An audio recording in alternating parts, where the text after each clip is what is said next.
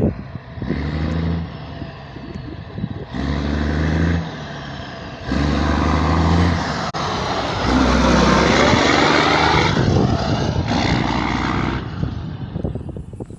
right, I'm back on the Peterbilt. As you can tell, it's out of its field where it was. Was able to drive it an hour home and didn't really have much of any issues on it.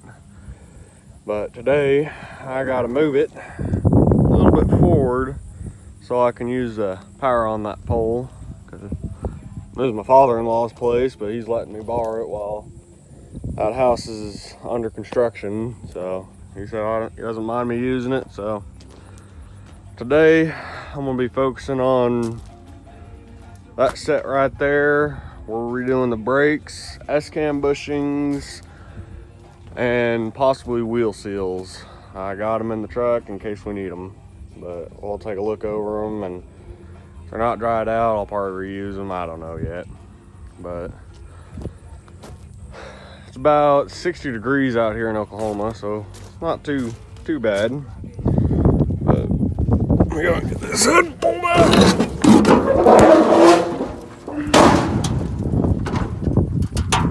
Next on my list, after I get the brakes done, will be the hood hinge right there. You can tell it's broken pretty bad. So I gotta find a new one of them. If anyone knows of anyone, send them my way. But this is kind of what it's at right now, and just so you guys can tell, stone cold. Hasn't ran at all today. I don't think last time I started it was about a couple weeks ago. A lot of people were asking, or basically saying that how this thing, it couldn't have started first time in 10 years, and that was the first start in 10 years. But this is personally what I did to make sure this engine was ready to start. I didn't just go willy-nilly and hit the starter and try to start it. Worked on these old equipment for quite some time, and I wanted oil circulation before it even had diesel injectors. So what I did is went ahead and swapped out this filter, cleaned out the screen filter in here, changed them out, pre-filled them with diesel, and then cracked all these lines. Well, here, because those can be a little bit boogerish to get to, so I cracked them all here and started cranking it over until I had one, no air bubbles coming out of the diesel injection lines, two, had oil circulation. Those two were my priority things to make sure it had before it started.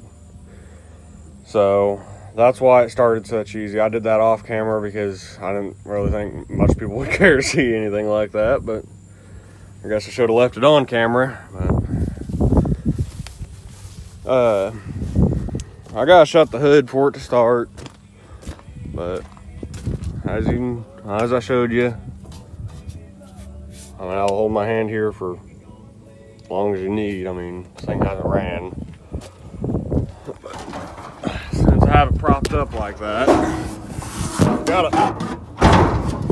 put the hood down before you start it, because shaking of the engine will knock it off that pin and slam it down. And this hood's already got enough damage, so. But same thing, just hit it right there, and let's see.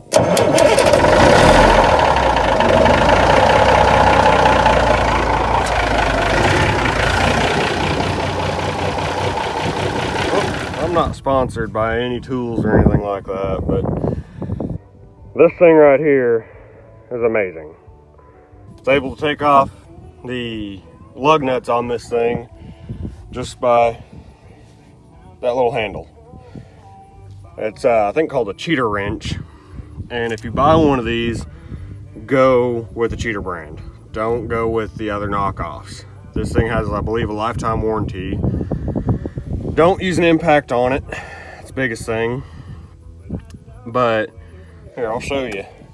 You always want, if you're looking to loosen, just turn it in the loosen way. Just turn it. That was fully tight to, I think, 500 pounds. And you're able to loosen it off just by hand. Then do that so you know it's all the way loosened. There's that little cheap impact. I bought it at a pawn shop for $5 to get it the rest of the way. But that is one handy thing that I bought. I think they only run about like $150, but they're worth every penny because I'm gonna keep this, a bottle jack, and everything inside the truck in case I ever have a blowout. I can change it on the side of the road without having to pay a $700 fee for someone to come out.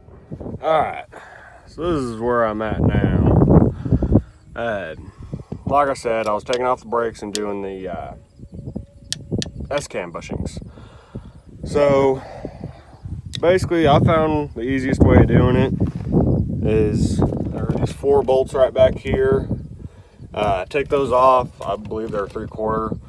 Take off your 2 air lines to your chamber back there. Mine were seized up, so that's why I got the WD-40 so they could swivel again. Do that. Take off the clip, I'm not sure where I put it, but to the slack adjuster. And once you take that all off, I went ahead and just took off the old pads.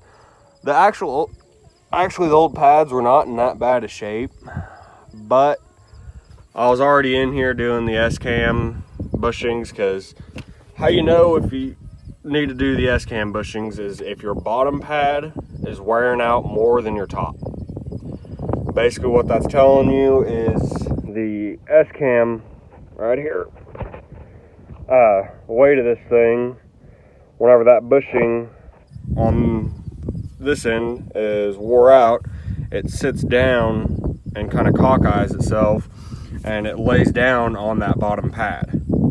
And whenever it wears out, well, whenever it gets wore out faster than the other one, that's how you know you usually need S-cam bushings. Another really good sign is anytime you go in and do your brakes, you grab your S-cam and you wiggle it up and down. If you don't have much play, then you're good. A little bit you're always going to have, but as long as you're on top of your greasing and everything, you're good. Another issue I had is I got to do the S-cam bushings all the way around this truck, because they all have the bottom pad wearing out, and whenever I went to grease it, I was getting grease on my shoes. So I'm gonna go ahead, I'm doing seals and S-cam bushings all the way around. I don't even know if the front needs it because they have that dust shield. I'm gonna do it to the front just so I know I have peace of mind that it's being done and done correctly. I have the book that has the basically the parts to this vehicle, or the owner's service manual. That's what I'm trying to think of. I have that book, and that was the only way I was able to find the bushings for this thing without taking them off, taking them all the way up to Peterbilt and sizing them up.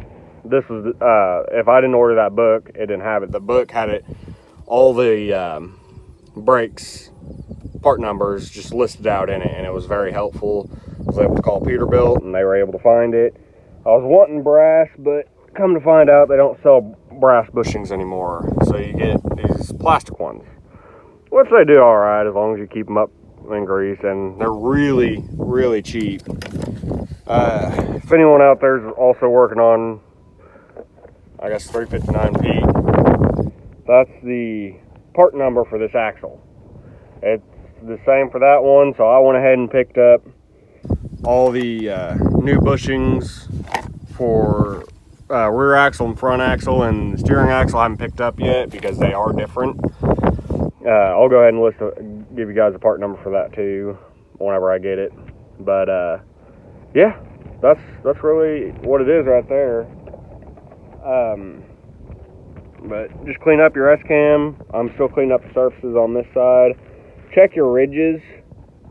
That looks like a ridge right there, but it's actually built up, and my bushings are actually still pretty stout on it. and not a whole lot of tolerance, so I'm gonna probably go with it. Also check out where your slack adjuster rides at, and the end of your S-cam. Make sure you don't have any flat spots around here. Now, like right there, there's a little bit of one from all the dirt and everything being knocked off. But what I did is I just took this whole chamber off and did it this way. I kind of found that was easiest, and how I knocked them out, since they're old plastic ones, this puller or pry bar, it's an old Pittsburgh from Harbor Freight down here in the States. I just put it in there, knocked this side out first, then the other side, and usually you can knock out the seals with it. This was the old seal that was in that. So yeah, it needed it to be done. It's just, I don't know why it wasn't. But one other thing is if you ever get a chance, watch, I think you just changed the channel name from 359 Twin Sticks to Twin Sticks Garage, or I believe that's it. But you'll hear him talking about these old cans in his video, which I'll probably end up replacing these. But you have two clamps on here. One is for your service brake, the other is for your spring brake. Do not ever loosen this. Just don't. You can replace the pancake seals in this, and that book I was just talking about actually has a procedure for replacing this pancake seal in it. But these things are cheap. They're about $30 a AirPod. Just go out and get a new one. I mean, for $30, it's not worth your life. So yeah, that's kind of what's going on. The drum looked in pretty good shape, so that's looking good. But yeah, this whenever it comes in a set, it is actually designed to go ahead and do both sides of the axle. So you do your passenger side and driver side, and it's made to do one axle, not just one set of brakes. So I'm gonna go and replace the shoes, S-cam bushings, and I'll kind of show you a little bit of tricks on how to do it. Tip, what I did is I used this is what I'm using to clean up all the grease and everything. Buy these old towels at Walmart, and they do great. Just don't bring them home to your wife to see. But use this socket, and one of the old bushings went like that and tapped it in. Real easy to do, but this seal that goes in here, the lip seal, which way it seals, should be to the inside, because you don't want the grease getting into your brakes. So just make sure the lip seal is sealing to the inside of the brake, or inside of the grease chamber, so you don't have to worry about that. But just a little tip. Not sure if this is the right practice for this, but there's two holes right here, two holes right here. I tried cleaning this out as much as I could, but it just wouldn't clean out, so, and slide through easily. So I'll basically just use this as a pulling system to suck it in, and it works pretty well. Just a tip for the next guy if you ever have to do S-cam bushings. Alright, one set of brakes is done. I microed the drum out, and that's good. There's not too much excessive heat cracking, so it's good to go.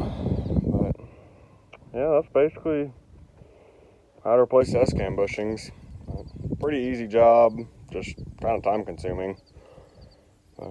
Well, that's basically the update for this one. Right now I'm just mainly focusing on brakes, making sure they're up to snuff, because I don't want to have to worry about them whenever I start driving it. But this one right here, new brake shoes,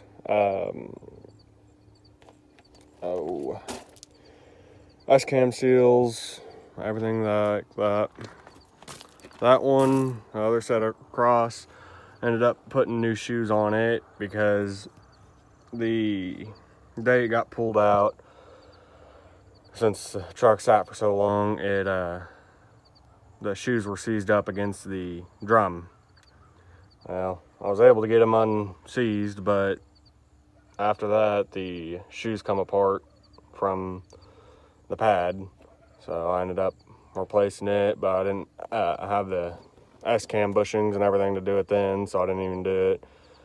So I'll be taking those back apart to redo the bushings and everything inside them and seals, because I know for sure those are bad. That was just to get me home, because I was going to make sure I at least was adjusted up on brakes and made sure it would make me home, which it did. But yeah, it's going to be a project, but whenever you buy a old truck, they basically all are. But yeah, that's kind of the update now. If you guys got any suggestions or anything, leave it down in the comments. I'm pondering about making a Snapchat whatever thing for this truck. If you guys would be interested in that, let me know. If I have enough people wanting to, I'll go ahead and do a Snapchat thing, and because there'll be some times I get to work through it throughout the week, but not very often. This is my Sunday, so I gotta go back to work tomorrow. But yeah, if you guys have any suggestions or anything, comment below and like or subscribe if you want. All right.